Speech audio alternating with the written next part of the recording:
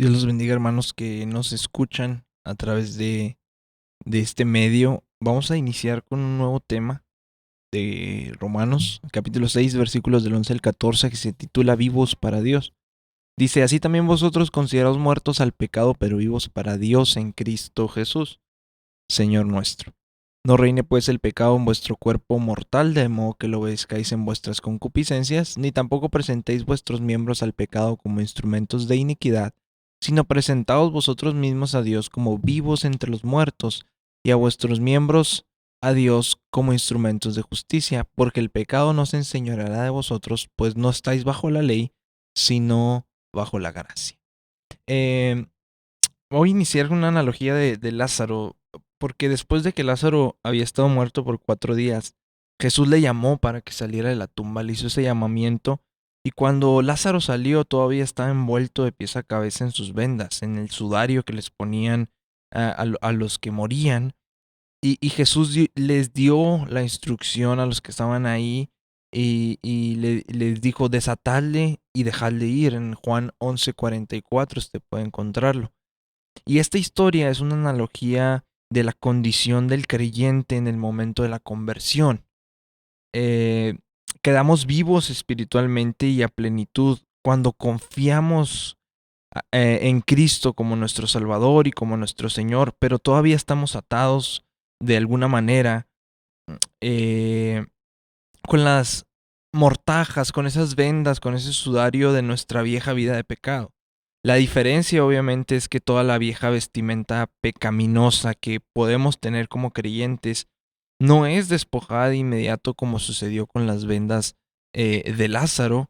Y no solo esto, sino que los creyentes nos vemos tentados continuamente a ponernos de nuevo esos harapos, a ponernos de nuevo esas vendas de viejas de pecado, y es una batalla continua, es una batalla diaria que tenemos con el pecado y con Satanás, y es de lo que se está hablando en estos 11, 12, 13 y 14 versículos eh, en Romanos capítulo 6.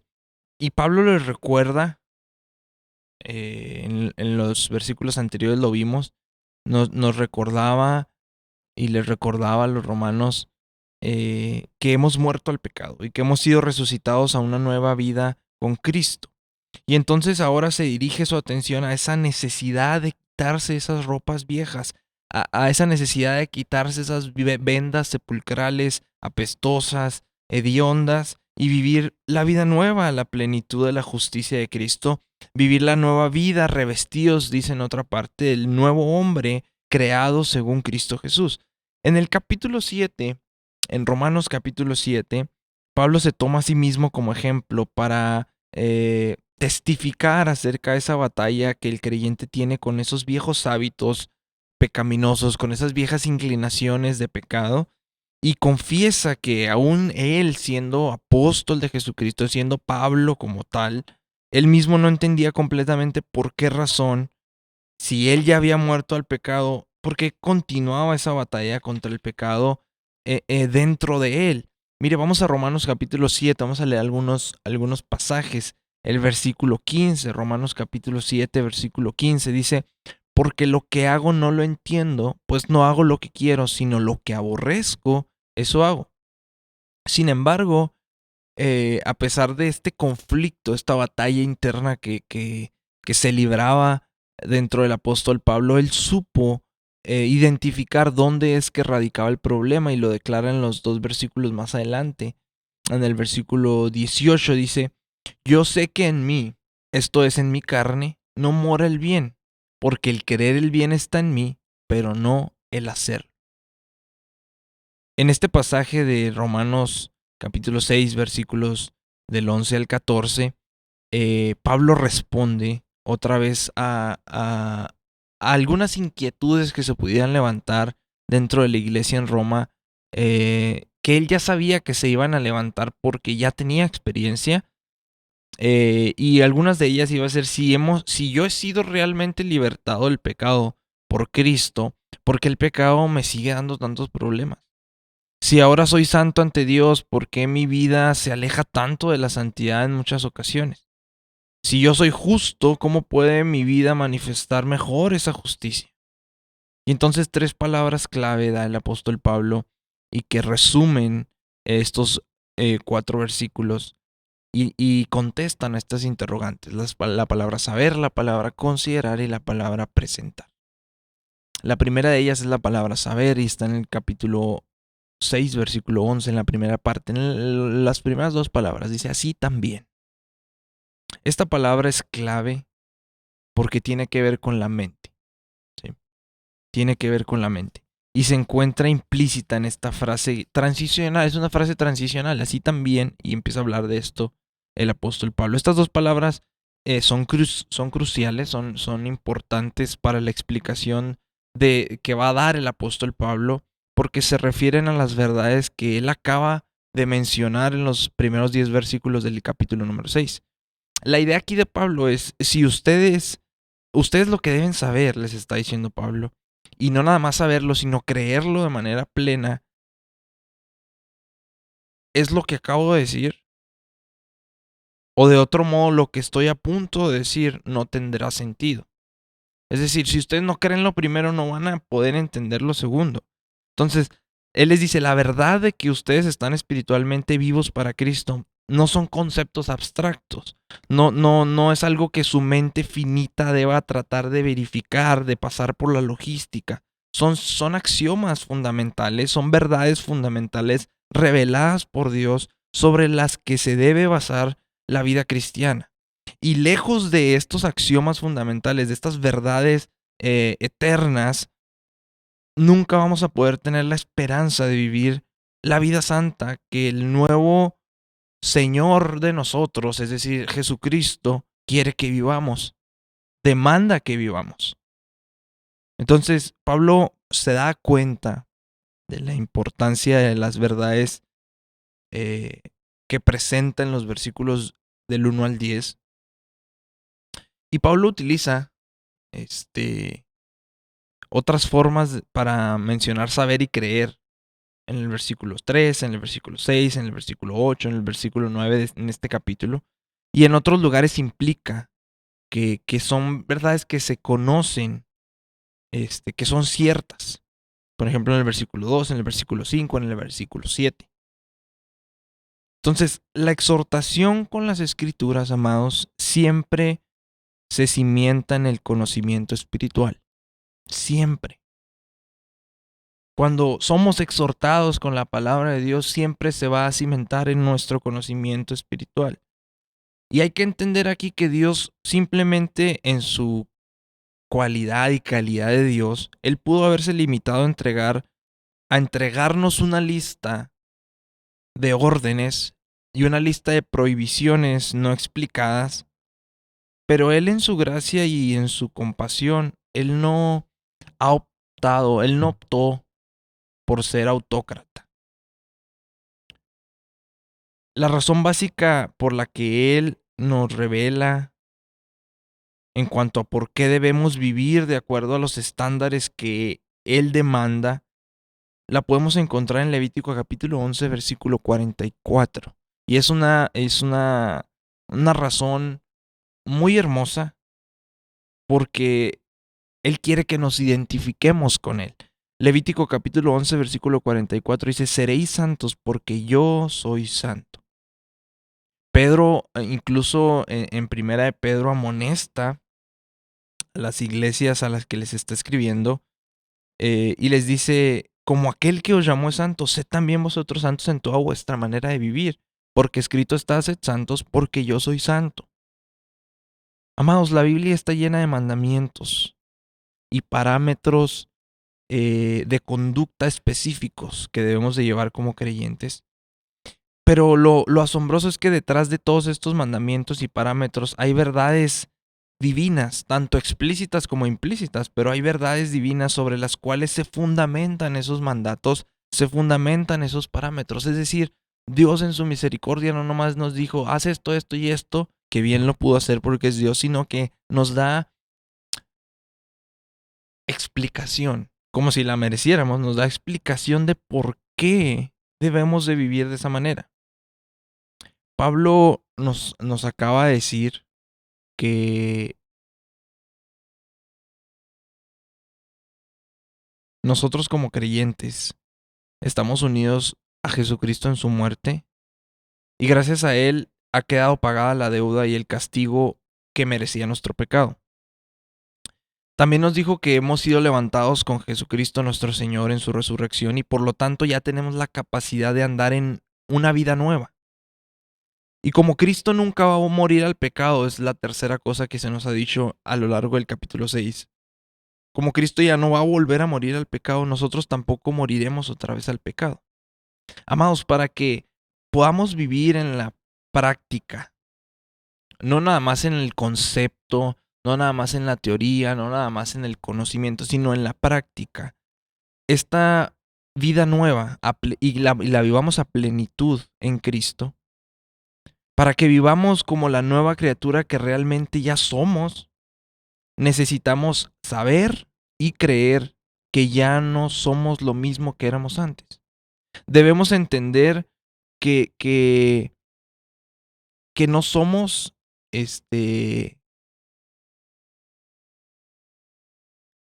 que no somos un pecador remodelado. No, no somos un pecador, no somos una casa vieja remodelada. Somos santos, rehechos. Debemos entender que a pesar de que tengamos un conflicto con el pecado en esta vida, ya no nos encontramos bajo la tiranía del pecado, ni volveremos a estar bajo la tiranía del pecado. Y es esencial tener un entendimiento verdadero de nuestra identidad, de saber quiénes somos. Necesitamos saber quiénes somos, debemos saber quiénes somos. A través de Oseas, nuestro Dios se lamentó en Oseas capítulo 4, versículo 6, porque perdieron el conocimiento de quiénes eran y de quién era Dios. Perdieron esa perspectiva y el Señor dice en Oseas 4:6, mi pueblo fue destruido porque le faltó conocimiento. Y les dice, ustedes desechan por cuanto desechaste el conocimiento, yo te echaré del sacerdocio y porque olvidaste la ley de tu Dios, también yo me olvidaré de tus hijos. En otra parte de la escritura, Isaías capítulo 1, versículos 2 y 3, Isaías dice, oíd cielos y escucha tu tierra, porque habla Jehová. Crié hijos y los engrandecí, y ellos se rebelaron contra mí. El buey conoce a su dueño y el asno el pesebre de su señor. Israel no entiende, aquí está el problema, no entiende. Mi pueblo no tiene conocimiento, dice la palabra. Por eso Pablo, a la iglesia de los filipenses, los exhorta, los amonesta. En Filipenses capítulo 4, versículo 8, dice, por lo demás, hermanos, todo lo que es verdadero, todo lo honesto, todo lo justo, todo lo puro, todo lo amable, todo lo que es de buen nombre, si hay virtud alguna, si algo digno de alabanza, en esto pensad. Esto sepan, esto esté en su mente, esto deben saber, esto deben conocer, lo bueno, lo justo, lo amable, lo que es de buen nombre, lo que hay virtud alguna, que no les falte ese conocimiento. Porque como Pablo le recordó a los colosenses, nosotros ya estamos revestidos del nuevo hombre, el cual, conforme a la imagen del que lo creó, dice la Escritura, se va renovando hasta el conocimiento pleno. Se trata, amados, primero de saber. Debemos saber quiénes somos, debemos tener en claro cuál es nuestra identidad, la cual le ha costado mucho a nuestro Dios. Amados, llevar una vida fiel sin conocimiento divino es imposible. Yo no puedo pretender vivir una vida en santidad sin saber qué es lo que puedo hacer y qué es lo que no puedo hacer. Sin saber qué es lo que puedo pensar y qué no puedo pensar. Sin saber qué es lo que puedo... no se puede. Se necesita conocer primero para poder vivir de acuerdo a lo que Dios ha establecido en nuestra vida. La segunda palabra es la palabra considerar. Dice el versículo 11, la segunda parte, y el versículo 12 dice, vosotros consideraos muertos al pecado, pero vivos para Dios en Cristo Jesús, Señor nuestro. No reine pues el pecado en vuestro cuerpo mortal, de modo que lo obedezcáis en vuestras concupiscencias. La palabra clave número 2 es la palabra consideraos. Y aquí tiene que ver más con lo que nosotros llamaríamos o llamamos en la actualidad el corazón. En el sentido literal, la palabra que se utiliza en griego para consideraos significa simplemente contar o enumerar algo. Jesús la utilizó acerca de él mismo para hablar de él mismo durante la última cena cuando les dijo a los discípulos que él era aquel que fue contado. Aquí está contado, esta palabra es la misma que se utiliza aquí, fue contado con los inicuos, hablando acerca de que de esta manera se cumplía la profecía del profeta Isaías. Usted lo puede leer en Lucas 22, versículo 37, y la profecía la puede encontrar en Isaías 53, versículo 12. Esta es de manera literal esta palabra, pero comúnmente tenía un sentido metafórico esta palabra para afirmar plenamente una verdad. Es decir, para dar a entender que se tenía una confianza interna. Por eso les decía ahorita que se refería a lo que nosotros llamamos al corazón. Una confianza interna en la realidad de lo que la mente reconoce. Aunque en realidad ambos aspectos tienen lugar en la mente, ¿sí? No tanto en el corazón, porque el corazón de pronto nosotros los occidentales lo vemos más como el sentimiento y así. Pero es lo que se le conoce como una corazonada o algo que se conoce por intuición, porque uno sabe como que, esto es lo correcto, esto es lo que está bien, esto es lo que debo de hacer, esto es lo que debo decir. Pablo en Romanos capítulo 7, me voy a adelantar un poquito, ilustra a partir de su propio testimonio, como veíamos al principio, de su propia vida, lo difícil que es para un cristiano darnos cuenta de que ya somos libres del yugo del pecado. Batallamos para darnos cuenta, batallamos para entender, batallamos para considerarnos a nosotros mismos libres del pecado. Cuando vemos nuestras vidas después de la salvación, es obvio que el pecado sigue presente en nuestra vida. Y eso es lo que causa un gran conflicto en nosotros. No importa cuán radical haya sido nuestra transformación, cuánta mejoría haya habido en nuestro comportamiento, tanto personal como para los demás, siempre hay algo que queda. Siempre hay algo que queda. Entonces decimos, bueno, si ya soy salvo, ¿por qué sigo teniendo esta naturaleza caída de pecado? Si ya soy salvo, ¿por qué parece que esa nueva naturaleza que me promete la Escritura no se hace realidad en mi vida? Nos cuesta, es porque nos cuesta trabajo darnos cuenta de que que somos templo del Espíritu Santo y que Dios ahora nos llama a sus hijos y que nos considera aptos para vivir con Él por la eternidad en el cielo. Y para vivir con Él en la eternidad en el cielo, una de las características que dice la Escritura es que debe haber santidad en nuestra vida. Entonces se nos dificulta vernos a nosotros mismos y considerarnos, saberlo y considerarnos a nosotros mismos como santos.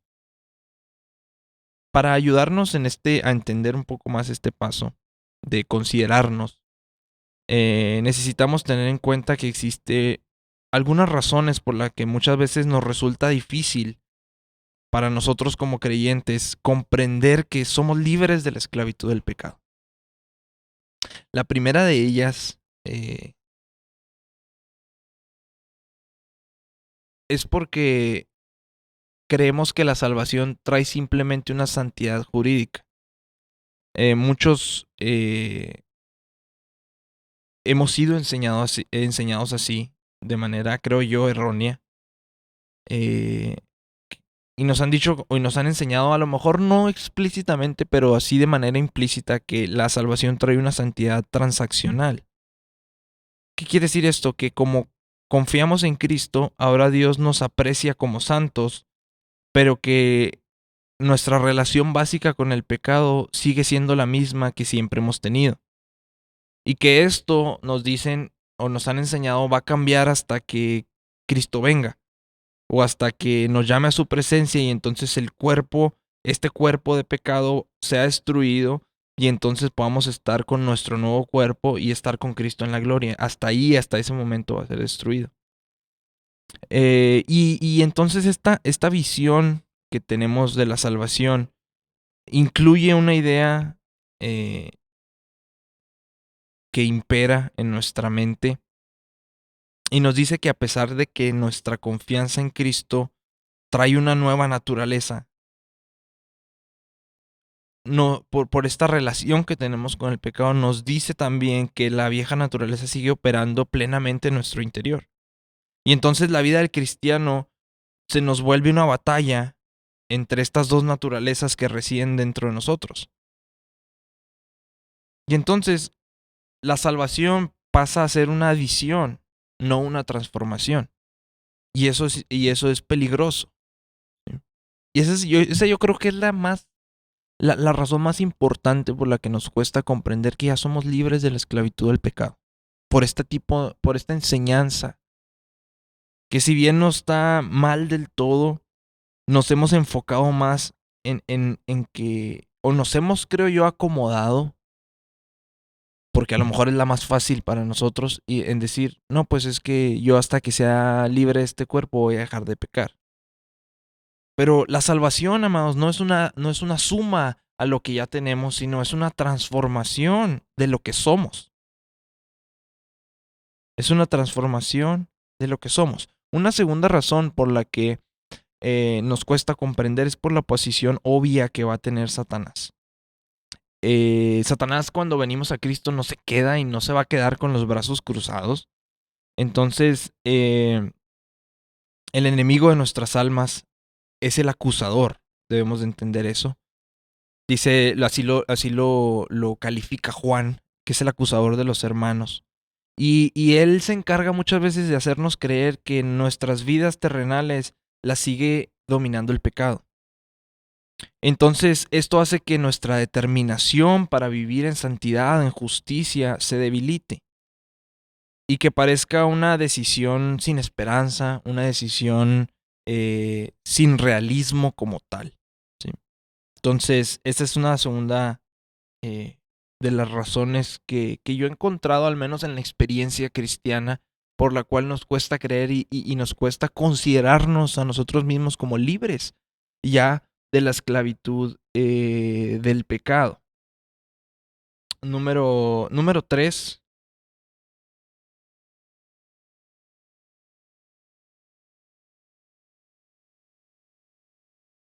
Nos cuesta considerarnos libres al pecado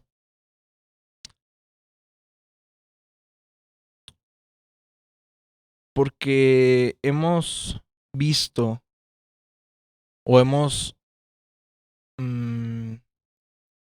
esperado, ¿no?, que el nuevo nacimiento, cuando hablamos de nuevo nacimiento, de pronto esperamos que sea algo experimental, que tengamos un éxtasis, que tengamos un choque interno, que algo suceda, que experimentemos algo, pues. Pero el nuevo nacimiento no es objeto de observación ni verificación física como tal. Cuando hablamos de redención, cuando hablamos de nuevo nacimiento, cuando hablamos de salvación, estamos hablando de una transacción divina y espiritual, que a veces sí puede tener una reacción física, pero a veces no.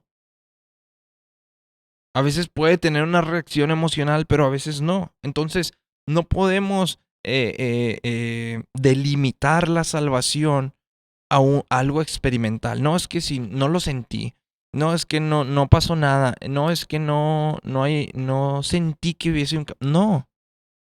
Cuando hablamos de la salvación estamos hablando de una transacción divina, una transacción por ende espiritual.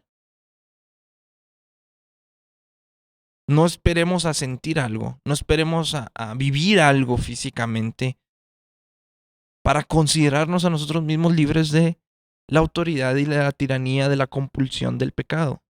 Una cuarta y última razón que yo he encontrado, y tal vez a lo mejor es la más común, yo considero, al menos en mi vida, que la más común es la primera, pero a lo mejor en la experiencia cristiana la más común es esta.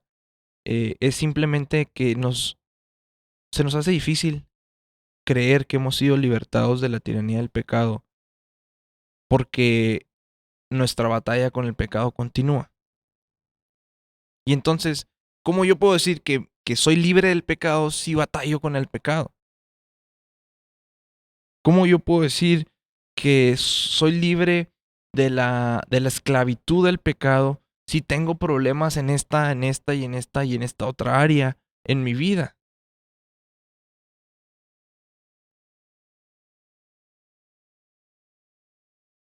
¿Por qué tengo todavía tentaciones tan fuertes? ¿Por qué sucumbo con frecuencia? No nada más tengo las tentaciones, sino que caigo en ellas. No hace sentido. Pero la palabra nos da una respuesta. Y la respuesta es: vosotros consideraos muertos al pecado, pero vivos para Dios en Cristo Jesús, Señor nuestro. Esa es la respuesta. Aquí Pablo no está hablando de un juego psicológico en la mente en la cual, en una confesión positiva en el cual repite esto muchas veces hasta que te convenzas de que sea. No, no está hablando de eso. No está hablando de eso. Nosotros debemos saber que estamos muertos al pecado, pero vivos para, para Dios en Cristo Jesús, Señor nuestro, porque la palabra de Dios dice que esto es así. No importa lo que diga Satanás, no importa lo que diga yo mismo, no importa lo que me hayan enseñado, no importa por lo que haya experimentado, importa lo que dice la palabra. Y la palabra del Señor me enseña que estoy muerto al pecado y que estoy vivo para Dios en Cristo Jesús, mi Señor, Señor nuestro. La palabra, si la palabra de Dios declara que esto es así, esto es así. Estas cosas, amados, se tratan de verdades de fe. Estas son las verdades de fe y deben ser afirmadas por fe. No estoy hablando, repito, de algo psicológico, no estoy hablando de confesión positiva, estoy hablando de lo que está escrito en la palabra. Y lo que está escrito en la palabra debe superar lo que me han enseñado, debe superar lo que he experimentado, debe superar este lo que lo que lo que Satanás me dice, y debe superar lo que yo mismo me digo. La palabra debe estar por encima de todo esto. Siempre, siempre. David Needham escribió lo siguiente, lo cito, dice: ¿qué podría ser más fuerte que ser un cristiano cuya opinión básica acerca de sí mismo consiste en que es un pecador centrado en sí mismo y que no obstante su propósito en la vida es producir una santidad centrada en Dios?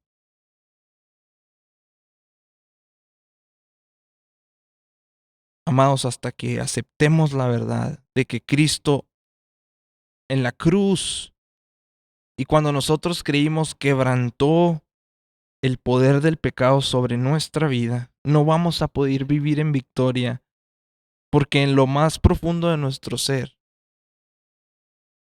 creemos que no es posible.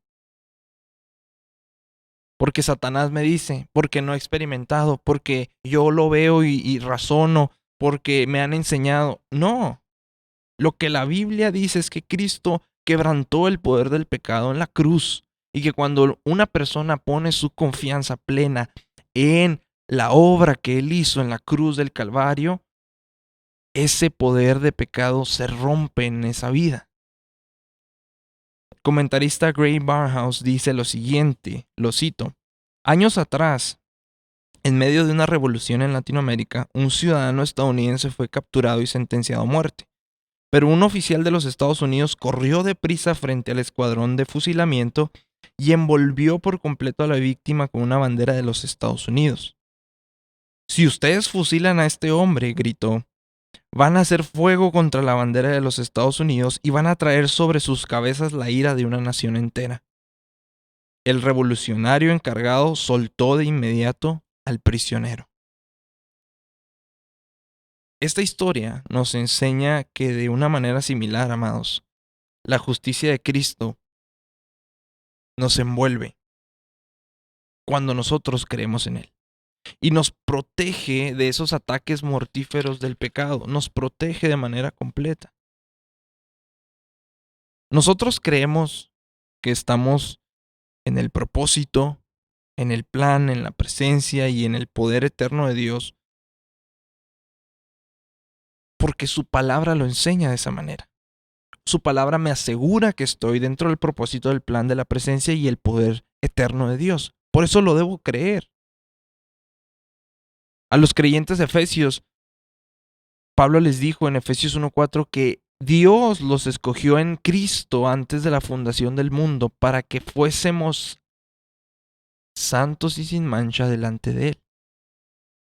A los filipenses, en Filipenses capítulo 1, versículo 6 y capítulo 2, versículos 12 y 13 dice, estando persuadido de esto, que el que comenzó en vosotros la buena obra la perfeccionará hasta el día de Jesucristo. Y luego el 2, 12 y 13 dice, por tanto, amados míos, como siempre habéis obedecido, no como en mi presencia solamente, sino mucho más ahora en mi ausencia, ocúpense de su salvación con temor y temblor, porque Dios es el que en ustedes produce así el querer como el hacer por su buena voluntad.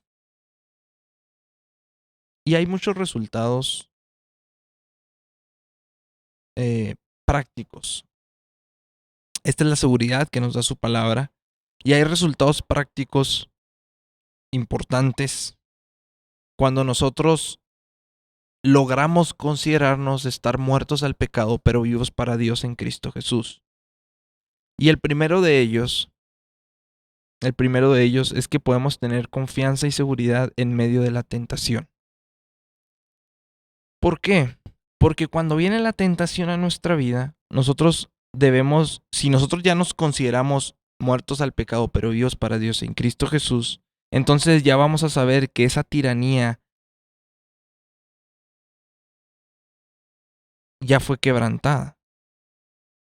Y entonces, si nosotros estamos considerándonos a nosotros mismos como muertos al pecado, pero vivos para Dios en Cristo Jesús, esa tentación no va a poder tener éxito en nuestra vida. Vamos a 1 Corintios capítulo 10, versículo 13. Acompáñeme. 1 Corintios capítulo 10, versículo 13.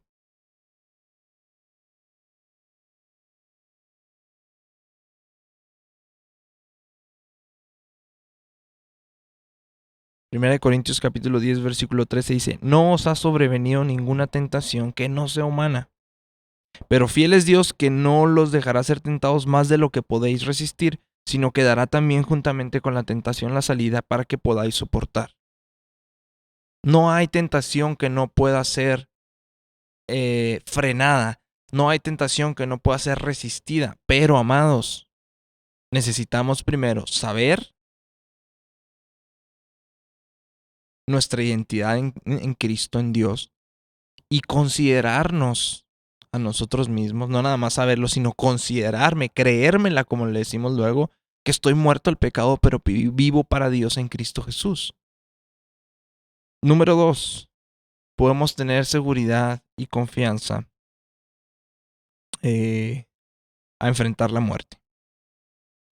Si yo me considero muerto al pecado y vivo para Dios, la muerte no va a ser un lazo de temor a mi vida. Juan 11, 25 y 26, precisamente como iniciamos con Lázaro. Juan 11, 25 y 26, el Señor dijo, yo soy la resurrección y la vida. El que cree en mí, aunque esté muerto, vivirá. Y todo aquel que vive y cree en mí, no morirá, dice la Escritura, dijo nuestro Señor Jesucristo, no morirá eternamente. Número 3, podemos tener confianza si yo me considero a mí mismo muerto al pecado y vivo para Dios en Cristo Jesús, puedo tener confianza en esta vida. No importa lo que suceda conmigo, no importa cuán desastroso puede llegar a ser mi situación, mi vida en sí, Dios lo utilizará para su gloria. Y no nada más para su gloria, lo va a utilizar para mi bendición. Romanos capítulo 8, versículo 28, acompáñeme.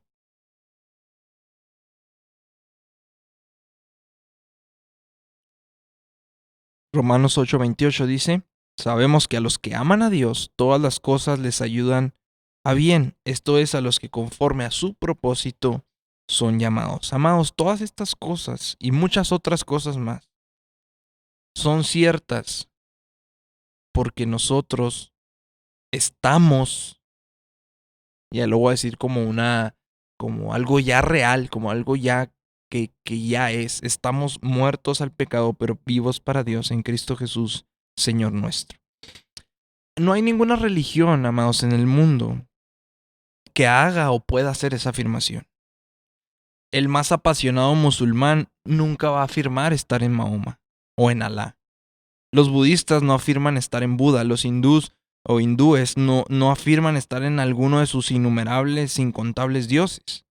En cambio, nosotros como cristianos sabemos que Dios nos bendijo con toda bendición espiritual en los lugares celestiales en Cristo, en Él, en Él. Usted puede encontrar este versículo en Efesios capítulo 1, versículo 3. Y la tercera palabra clave y que nosotros debemos vivir. La primera es saber nuestra identidad, la segunda es considerarnos muertos al pecado pero vivos para Dios, es presentarnos.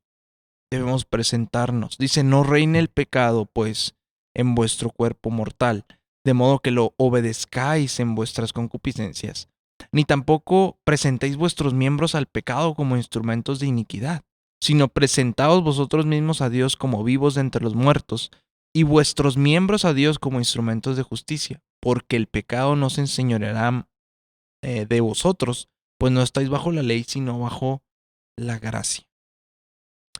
La tercera palabra clave, como mencionábamos, es presentar o rendir.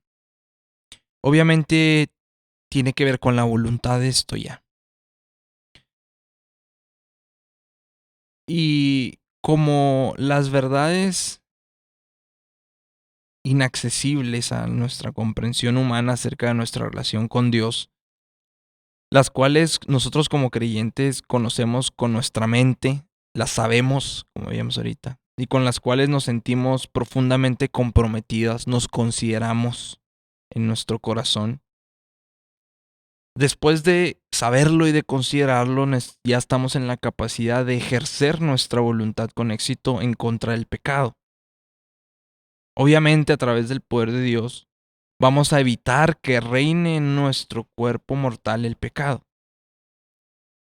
En esta vida presente, el pecado siempre va a ser una fuerza poderosa con la que vamos a estar luchando y vamos a tener que estar ajustando cuentas día tras día, tras día, tras día. Pero ya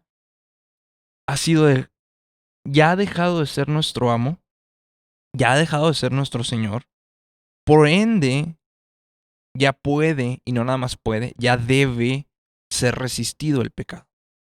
El pecado lo personifica Pablo como un monarca que ya ha sido destronado, si usted se dio cuenta, pero que todavía es poderoso y que está determinado a reinar en la vida del creyente como lo hizo antes de la salvación. Aquí la amonestación de Pablo a los creyentes es en el sentido de que no permitamos que ese monarca que ya ha sido destronado vuelva y tome otra vez el trono, vuelva y vuelva a reinar. No permitamos que el pecado reine. ¿Por qué? Porque ya no tiene derecho a reinar. Ya está el Rey de Reyes, ya está el Señor de Señores en nuestra vida. Entonces, ese monarca el pecado como tal ya no tiene poder para controlar mi vida. A no ser que yo elija obedecer mis concupiscencias, como dice aquí mismo. El apóstol Pablo hace una apelación parecida en 1 de Pedro 2.9, si me acompaña, 1 de Pedro 2.9.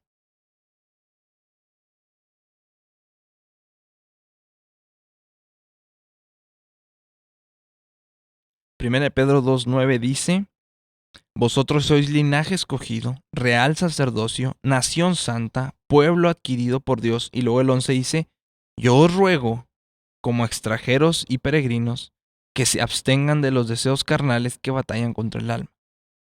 ¿Qué quiere decir esto? Que en el momento en que somos salvos, amados, en el momento en que hemos sido escogidos para ser linaje escogido, para ser real sacerdocio, para ser nación santa, para ser pueblo adquirido por Dios, que esto nos gusta y nos fascina de manera extraordinaria. Pero en ese momento en que somos salvos, nos convertimos en ciudadanos de su reino. Y por esa razón, nos convertimos en extranjeros y peregrinos con respecto a este reino que está dominado por el pecado y por Satanás, un reino de muerte y de pecado.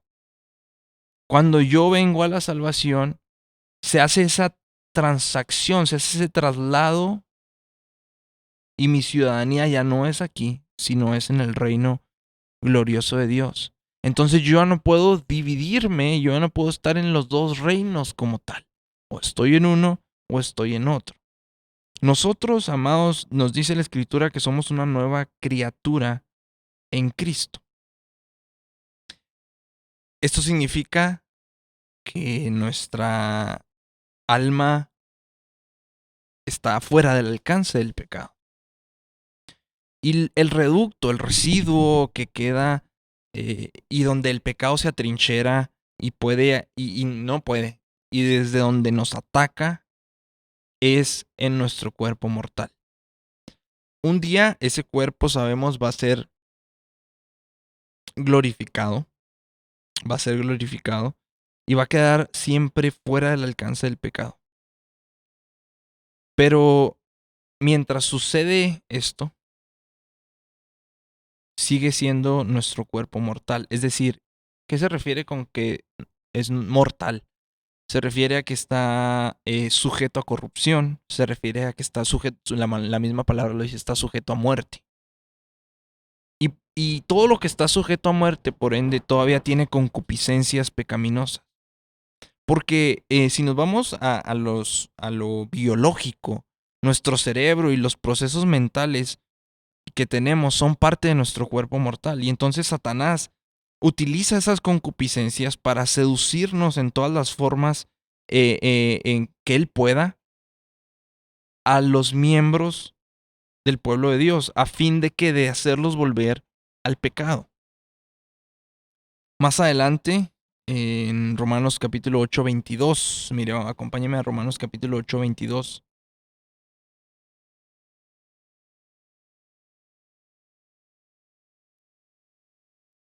Dice de la siguiente manera: porque sabemos que toda la creación gime a una y aún está con dolores de parto hasta ahora.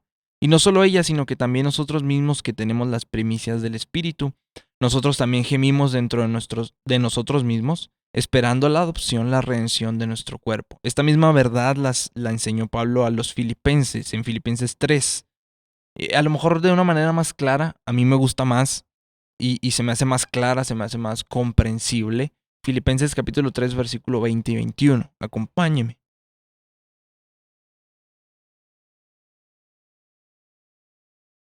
Filipenses capítulo 3, 20 y 21 dice: más nuestra ciudadanía, que era lo que les decía ahorita, está en los cielos, de donde también esperamos al Salvador, al Señor Jesucristo, el cual transformará el cuerpo de la humillación nuestra, aquí está, para que sea semejante al cuerpo de la gloria suya, por el poder con el cual puede también sujetar a sí mismo todas las cosas. Y a los corintios también les escribió acerca de lo mismo, 1 Corintios 15, 33. Acompáñeme por favor a 1 Corintios 15, 33.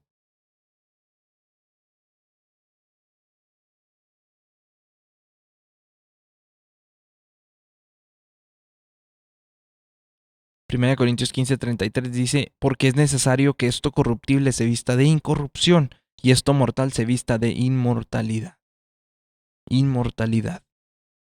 Nuestros cuerpos mortales todavía están sujetos, amados, al pecado. Y es por eso que Pablo dice que ni tampoco presentéis vuestros miembros al pecado como instrumentos de iniquidad.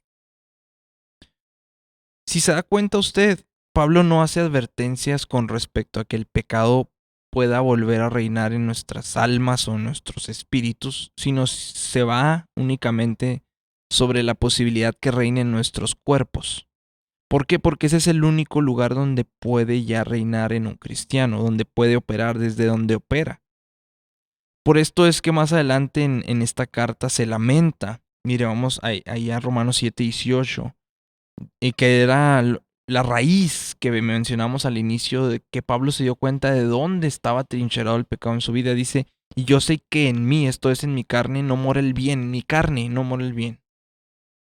En mi carne no mora el bien, porque el querer el bien está en mí, pero no el hacerlo.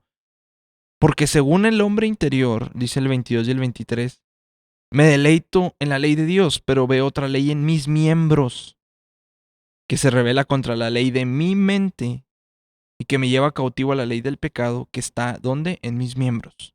Y luego dice en el 24 y 25, miserable de mí, ¿quién me librará de este cuerpo de muerte? Gracias doy a Dios por Jesucristo Señor nuestro. Así que yo mismo con la mente sirvo a la ley de Dios, más con la carne a la ley del pecado. Eh, como la guerra de nosotros como creyentes contra el pecado es librada en nuestro propio cuerpo, Pablo dice y aconseja qué es lo que podemos hacer en Romanos capítulo 12, versículo 1. Dice, así que hermanos, les ruego por las misericordias de Dios que presenten sus cuerpos. Ya no dice alma ni su espíritu. Dice, presenten sus cuerpos en sacrificio vivo, santo, agradable a Dios, que es vuestro culto racional. Ese es el culto espiritual, presentar nuestros cuerpos como tal. Y en 1 Corintios 9:27 vemos la determinación del apóstol Pablo en su propia vida. Dice, y golpeo mi cuerpo, porque ahí está el pecado, y lo pongo en servidumbre, no sea que habiendo sido heraldo para otros yo misma venga a ser eliminado. Entonces el pecado puede reinar en nuestros cuerpos. De otro modo, la amonestación de Pablo no sería que no dejen que reine en sus cuerpos mortales. Puede reinar, pero también debe ser obvio que el pecado no tiene que reinar ahí. Puede sí, pero tiene que no. Ya no tiene. Puede si nosotros lo dejamos, pero ya no tiene que reinar ahí. Por eso Pablo ordena y dice, ni tampoco presenten vuestros miembros al pecado como instrumentos de iniquidad, sino preséntense ustedes mismos a Dios como vivos entre los muertos y sus miembros a Dios como instrumentos de justicia. Un mandato, cuando hablamos de un mandato, el mandato siempre presupone una voluntad presente en quien lo recibe. Los mandatos de la palabra de Dios no son excepciones a esta regla, a esta definición. Entonces, cuando hablamos de un mandato, este es un mandato, el que Pablo hace aquí, no presenten sus cuerpos, les está diciendo, es un mandato. Estamos hablando acerca de la voluntad del cristiano. Amados, para que un pecado tenga el poder sobre un hijo de Dios, ese pecado pasó primero por la voluntad del Hijo de Dios. Por eso, mire, acompáñame a Filipenses capítulo 2, versículos 13 y 14, para que vea la exhortación que el apóstol Pablo hace a los filipenses. Filipenses capítulo 2, versículos 13 y 14.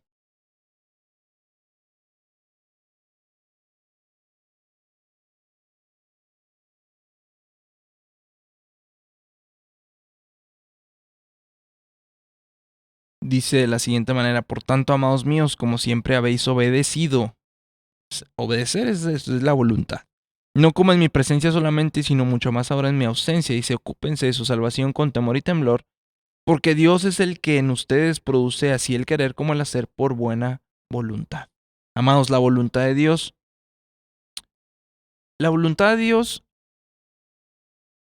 es activa en nuestra vida únicamente en la medida en que nuestras voluntades se sometan a su voluntad. ¿Qué tanto la voluntad de Dios actúa en mi vida? Yo me tengo que hacer una pregunta para responder esa pregunta. ¿Qué tanto mi voluntad la estoy sometiendo a su voluntad?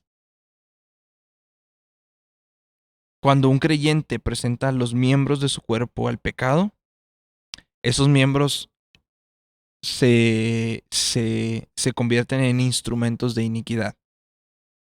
Por otra parte, cuando en obediencia a nuestro Padre Celestial nos presentamos a nosotros mismos como alguien vivo de entre los muertos, que sí, todavía estoy sujeto al pecado y todavía estoy sujeto a la muerte por esta carne, Pero esos mismos miembros ya no son instrumentos de iniquidad, sino son instrumentos santos de justicia para Dios. El versículo 14, el último versículo de este tema, Pablo pasa de una amonestación a una declaración y ofrece palabras, creo yo, son palabras que deben de afianzarnos, ponernos, cimentarnos, plantarnos como tal.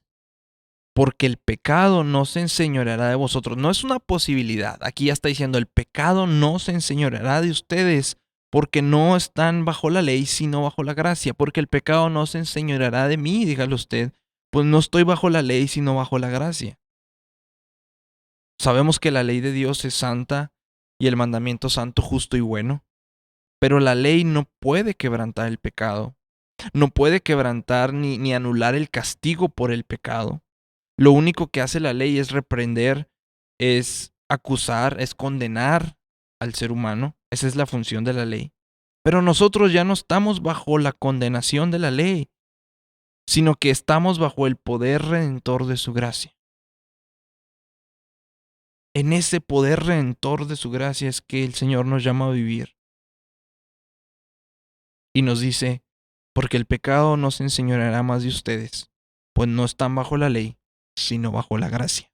Este fue el tema, amados, vivos para Dios. Dios los bendiga.